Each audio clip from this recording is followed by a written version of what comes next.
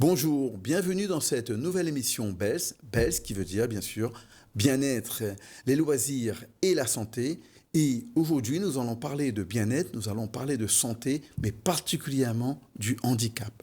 De la place que les gens qui sont porteurs de handicap trouvent dans notre société, la place qu'on leur accorde, que ce soit dans le monde des loisirs ou dans le monde du travail. Pour commencer, nous allons donc accueillir une ergonome de ErgoRun, c'est Christine. Oui, bonjour, Christine Adelson. Donc effectivement, je suis ergonome européen chez ErgoRun. Donc ErgoRun est une entreprise spécialisée dans l'accompagnement des démarches d'amélioration des conditions de travail et dans la vente de matériel ergonomique. Donc on fait de la prévention des risques professionnels, de l'organisation et la conception de nouveaux systèmes de travail ou d'espaces de travail, la gestion et la prévention du handicap notamment, c'est pourquoi on est là aujourd'hui. On va développer ça un petit peu tout à l'heure. On va accueillir aussi Camille Coulombelle. Bonjour. Camille Coulombelle, vous êtes... précisez-nous un peu votre activité. La Réunion pour tous, donc le premier guide interactif qui référence les établissements et les événements accessibles à tous les types de handicap à La Réunion. Oui, donc effectivement, n'hésitez pas, si vous êtes porteur d'un handicap, à aller voir ce site, ce qui vous permettra de voir où vous pouvez aller à La Réunion ou à l'inverse, vérifier si l'endroit où vous vouliez aller est déjà référencé. Si ce n'est pas le cas, vous pouvez aussi contacter Camille qui pourra aller faire une visite. Alors, revenons un peu à l'ergonomie. Alors, pouvez-vous donc nous expliquer comment ça se passe concrètement? Dans une entreprise, je suis porteur de handicap parce que j'ai eu un accident. Je rencontre d'abord certainement le médecin généraliste qui va aussi faire la liaison avec le médecin du travail. Et ensuite, pour l'aménagement du poste, on fait appel à vous, c'est ça? Tout à fait. Alors, en fait, aujourd'hui, on parle beaucoup de bien-être au travail, qualité de vie au travail. Ce sont les mots qui fonctionnent beaucoup.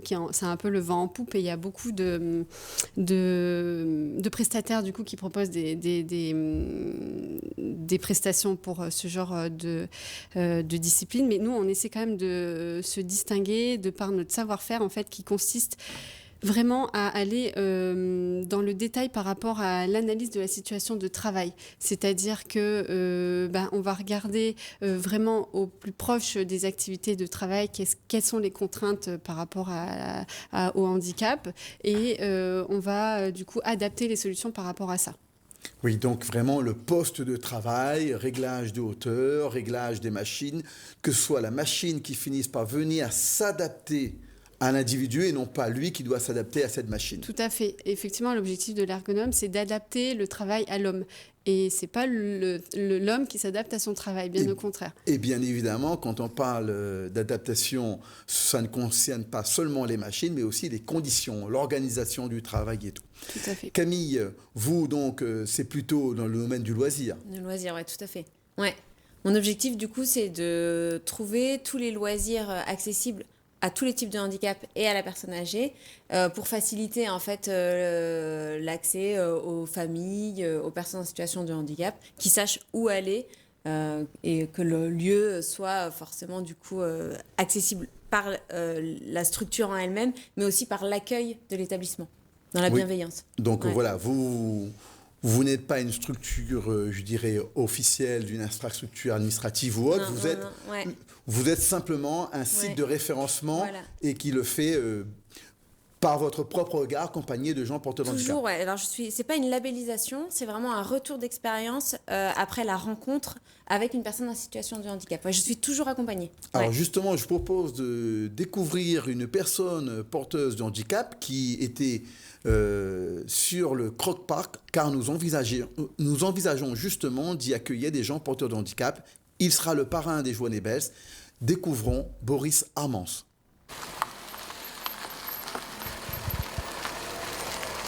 Bonjour, faites comme moi, visitez le Croc Park.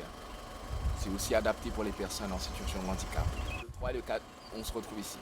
A tout de suite.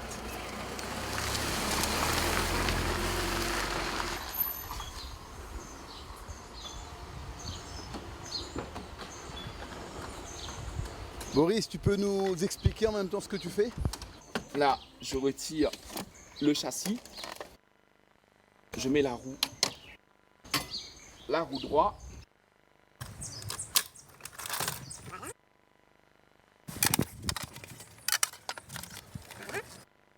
Le coussin. Sortir de ma voiture. Là, je mets les jambes à l'extérieur. Puis je prends appui au niveau du fauteuil et le volant pour pouvoir faire un push-up pour mettre les fesses au niveau du fauteuil. Voilà. Voilà. Voilà. Aujourd'hui, Boris va aller visiter le Croc Park en vue de la journée belge du 3-4 décembre.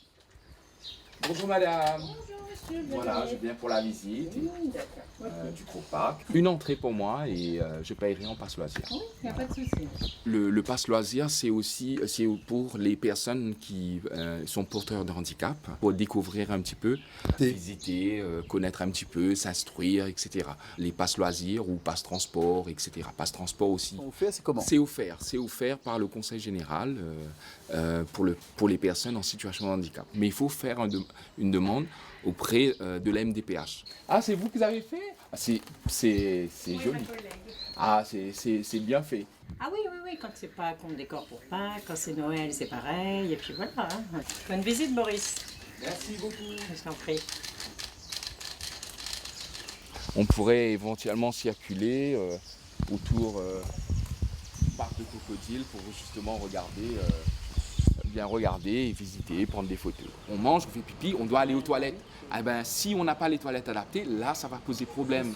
Exact. C'est pour ça que nous, en amont, on doit téléphoner. Ça t'arrive souvent de témoigner auprès des gens, d'échanger, de leur raconter ton vécu? Oui, je fais des sensibilisations auprès des jeunes et aussi dans les entreprises concernant la prévention routière, la sécurité routière et aussi la prévention aussi au niveau de l'handicap. Sensibilisation, le handicap, le sport adapté, basket, tennis en fauteuil, justement pour montrer aux autres, aux personnes qui ont un handicap ou les aidants ou la famille pour dire même si vous êtes en fauteuil, vous pouvez faire un sport. Comme Victor Hugo avait dit, la liberté commence là où l'ignorance finit.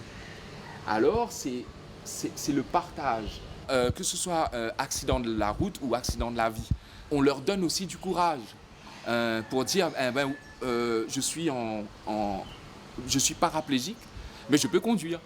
Et quand un patient me voit arriver avec ma voiture, sortir, ouvrir la porte, mes roues, remonter mon fauteuil, faire mon transfert pour sortir, ça, visuellement, quand un patient il le voit, il dit moi aussi je pourrais éventuellement le faire.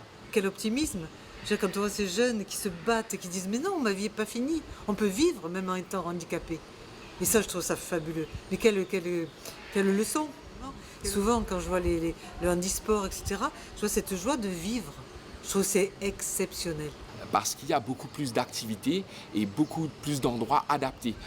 Il y a 20 ans de cela, il n'y en avait pas. Moi, quand j'étais enfant, je voyais que les personnes en situation de handicap à la messe des malades. Sortie de l'année, sinon ils restaient chez eux. Dans mon lit d'hôpital, ce que je me suis dit, que je sortirais maintenant une seule fois par an, juste pour aller à la messe des malades. Et là, ça commence à ruminer et tout, etc. Aujourd'hui, comme il y a beaucoup plus d'endroits adaptés, on voit des personnes en situation de handicap qui sortent, qui vont se balader, faire le sport, etc. Je suis président de l'association Claire, CLER, Club de loisirs et d'entraide de la Réunion, qui se trouve au CHU du Tampon.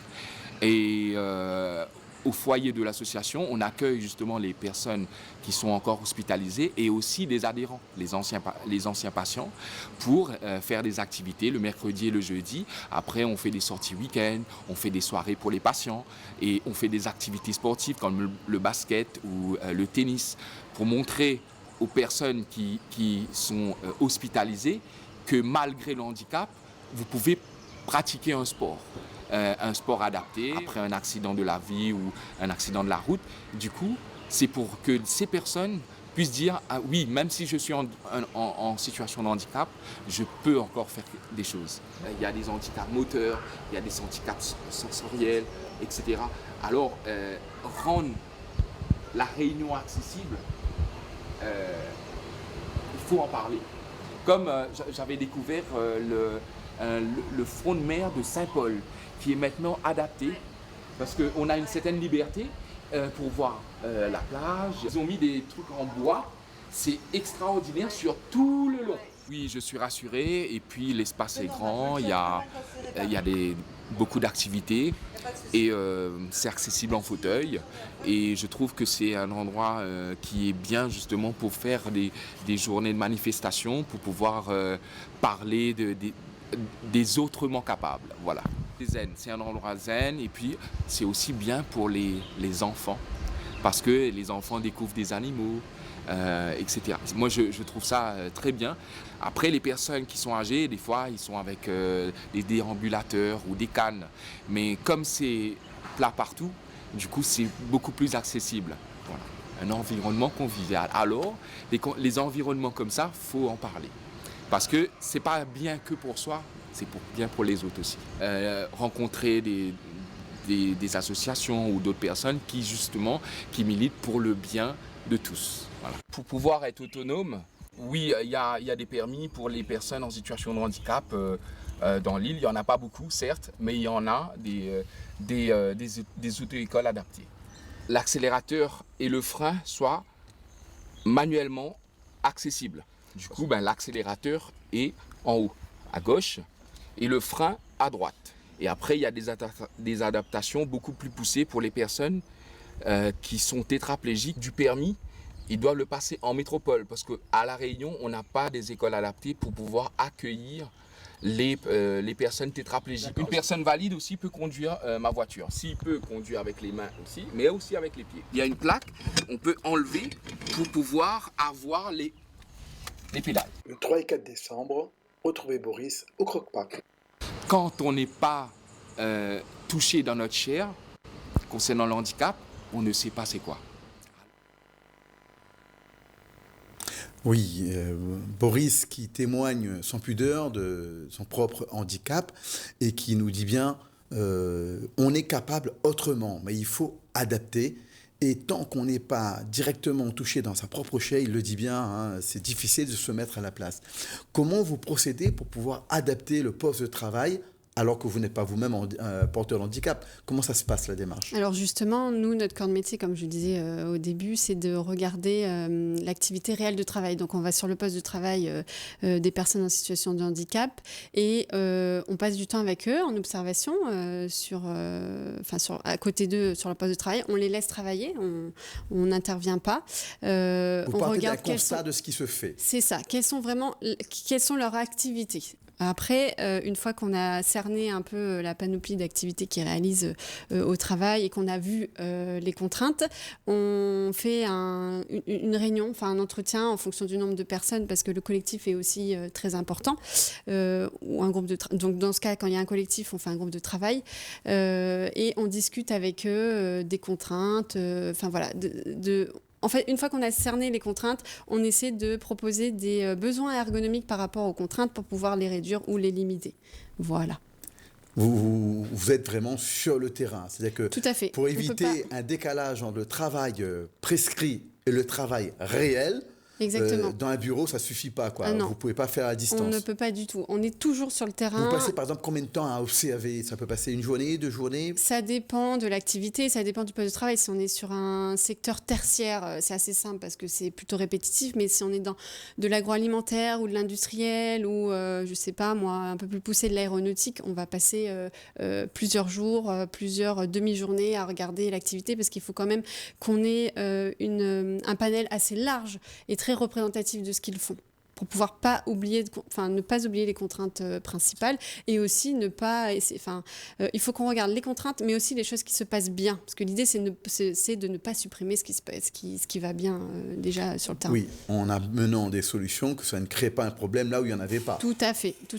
Et dans un aménagement de poste, en tout cas en ergonomie, c'est pas simplement le facteur santé qu'il faut améliorer, mais aussi le volet performance. Donc tout ce qui est autonomie de la personne au travail, organisation de son travail, impact sur le collectif, qualité de service, enfin voilà, efficacité dans son travail, tout ça il faut le regarder parce que le salarié il n'est pas dans une boîte où il n'y a rien qui rentre et rien qui sort, il est dans une organisation avec des flux entrants, des flux sortants, avec un collectif de travail, donc voilà, c'est tout ça qu'il faut regarder, pas uniquement le volet santé, mais vraiment aussi la performance. Et l'efficacité au travail. Et la prévention. Vous travaillez parfois avec des formateurs en prévention des risques liés à l'activité physique. Je suppose aussi avec le médecin du travail. Tout à fait. On ne peut pas faire sans eux.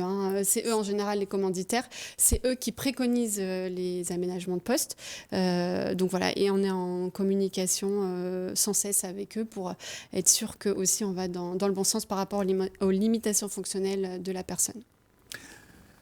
Camille, vous êtes plutôt sur l'aspect loisir, on l'a dit, on le présentera dans la deuxième partie. Dites-moi, ce monde du travail, vous l'avez côtoyé vis-à-vis du handicap ou pas ? Alors moi j'étais orthophoniste, du coup moi j'ai travaillé en clinique avec des personnes en situation de handicap, mais en tant qu'orthophoniste dans la rééducation, ouais. Donc vous les voyez aussi en souffrance et l'accompagnement pour un orthophoniste, par exemple, ça... Quelqu'un qui a eu un handicap suite à un accident de travail, quel est le travail que l'orthophoniste a proposé, par exemple ? L'orthophoniste, elle est vraiment dans la sphère du langage ou du cognitif, donc ça dépend de l'atteinte de la personne. Après, donc, accident de travail, mobilité réduite, on intervient peu si la sphère orale et cognitive n'est pas atteinte. Ouais. D'accord. Ouais. Est-ce que vous avez un exemple concret d'aménagement du poste de travail que vous avez pu réaliser sur les mois ou les... Alors, c'est le cœur de notre activité quand même à La Réunion, c'est vraiment le maintien dans l'emploi. La semaine dernière, dans votre émission, vous avez parlé de l'endométriose. Donc justement, actuellement, j'adapte un poste de travail pour une personne qui est atteinte d'endométriose et qui s'est faite reconnaître, enfin qui a sa reconnaissance de la qualité de travailleur handicapé. À cause de l'endométriose, elle a fait. été reconnue en travailleur handicapé. Tout à fait. Oh, ça va plaire beaucoup à Élodie Boyer de l'association Endo Espoir Océan Indien, qu'on salue. Et donc, s'il y a un cas déjà reconnu, ça permettra à d'autres de pouvoir...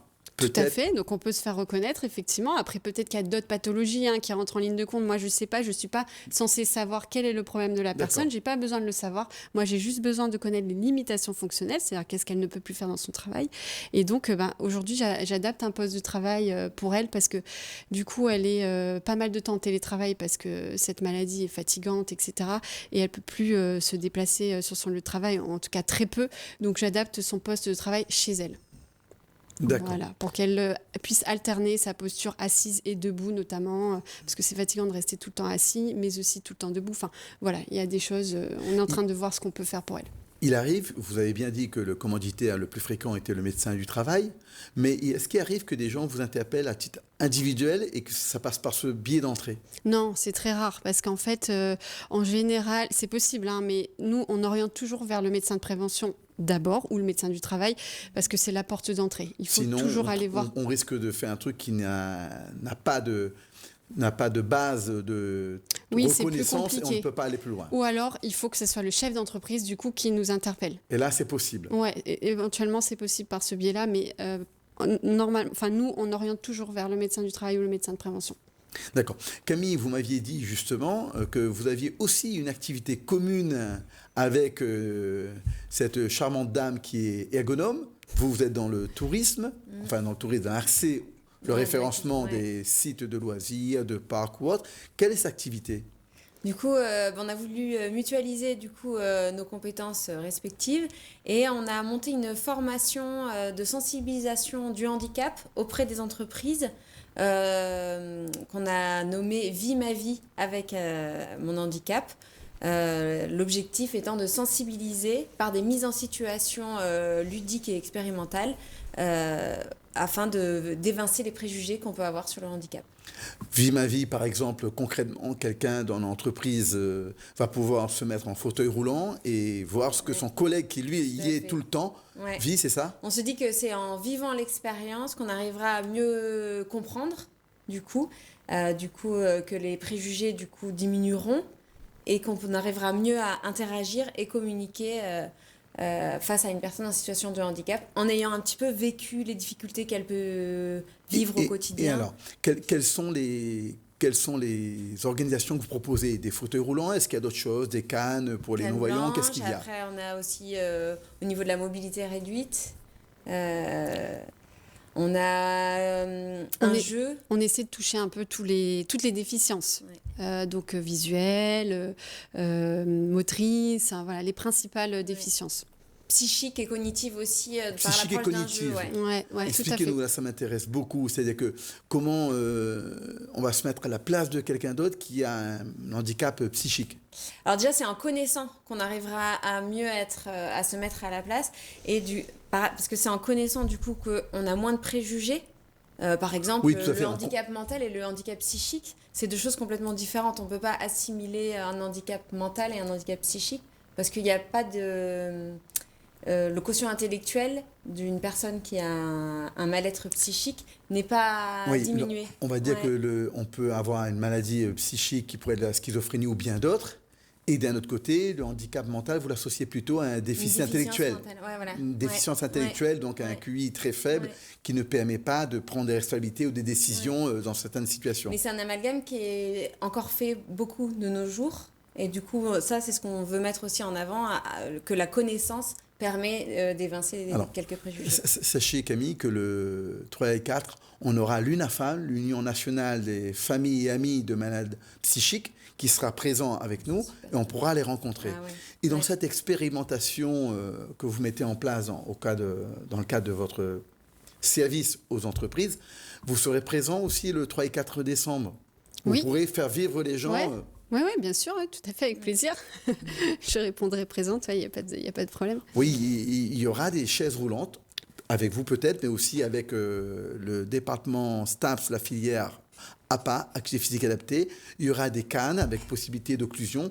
On cherche encore des gens qui peuvent faire une sensibilisation aussi sur la déficience visuelle, c'est-à-dire moins bien voir, par exemple avec des lunettes, comme lorsqu'on a bu, c'est les mêmes, quand on a bu, on voit trop. Mais certains, sans avoir bu, ont cette vision-là parce qu'ils ont le handicap. Tout à fait. Et ça, on en parle très bien dans notre sensibilisation qu'on propose aux entreprises. On parle de ça, de toutes les déficiences. Est-ce que c'est déjà fait ou c'est en projet? Non, c'est déjà fait. C'est déjà fait. Vie ma vie. On vous retrouve comment? Il faut nous contacter soit par nos sites internet ou nos Facebook ou Instagram. On est présent sur les réseaux sociaux. On s'est mis à la mode qu'est-ce qu'on tape sur internet pour Ergo-Run ou La Réunion pour tous. D'accord. Écoutez, je propose de retrouver une petite publicité vis-à-vis des Journées Belges du 3 et 4 décembre, puisque vous y serez, vous aussi, ainsi que l'endométriose, ainsi que l'UNAFAM dont on a parlé, parmi d'autres. Bonjour Emeline, est-ce que tu peux nous parler des Journées Belges? Bonjour Christelle, bien sûr. Les Journées Belges, c'est 2 journées spécialisées le vendredi 3 et le samedi 4 décembre pour les seniors, les porteurs de handicap, visibles et invisibles, et leurs aidants. Et Christelle, et toi, tu sais pourquoi c'est un vendredi et un samedi ?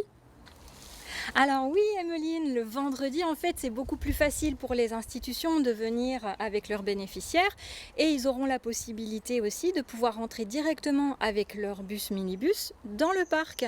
Et le samedi, eh bien du coup, plutôt pour le tout public.